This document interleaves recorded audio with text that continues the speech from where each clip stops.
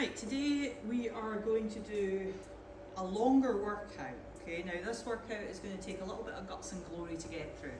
You're going to do 5 rounds and it's an EMOM. Each round is going to be 5 minutes long. You'll get 1 minute's rest.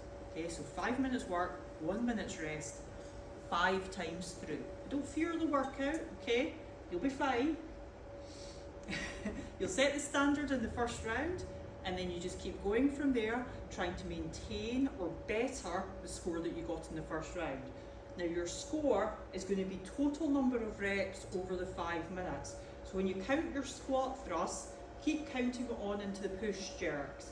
So say you do 20 squat thrusts, when you move to the push jerks, count 21, 22, 23, 24, and so on. Keep counting all the way through. That's going to be much easier than trying to do the maths at the end of it, adding them all up. Okay, so the movements. Nothing too complicated about the movements. It's all fairly straightforward. Your squat thrusts are going to be hands on the floor, starting in a plank position. Jump your feet in, jump your feet out. Each time you're trying to hit that plank position.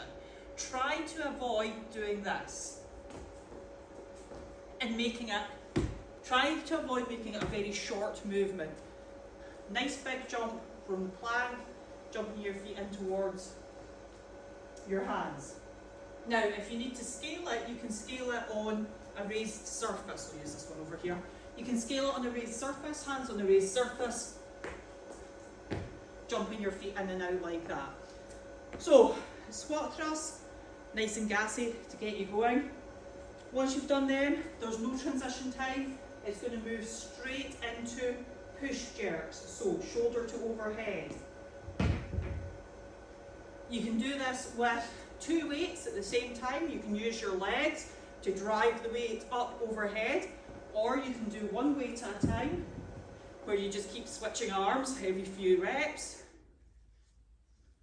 or you can do the weight between 2 hands, okay?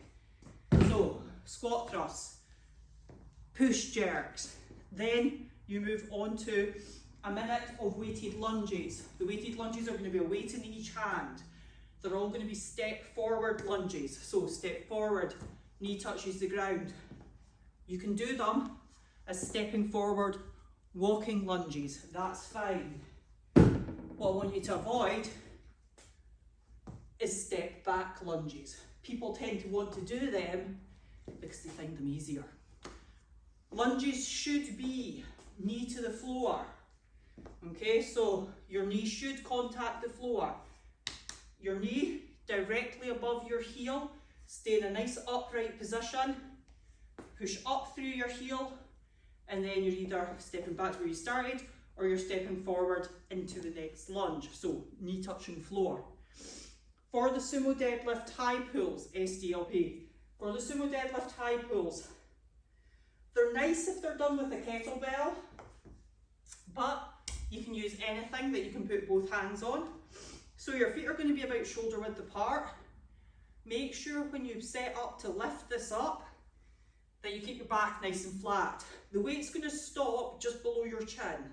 Okay, so drive up with your legs, stop just below your chin, returning the weight to the ground each time. When you go to do the movement, hips go back behind your heels, bend your knees, weight touches the ground, drive up, stop just below your chin, arms go back down, legs go back down. Okay, so you can do it with a dumbbell where you hold it like that. It's a wee bit more awkward, but it's still doable. And then the pike sit-ups, which again, I've said this about pike sit-ups before. I know that they're quite challenging. Do your best with them. So pike sit-ups are upper body and lower body move at the same time into a V. You're trying to aim for touching your toes. You're trying to keep your legs straight. Okay, so you're aiming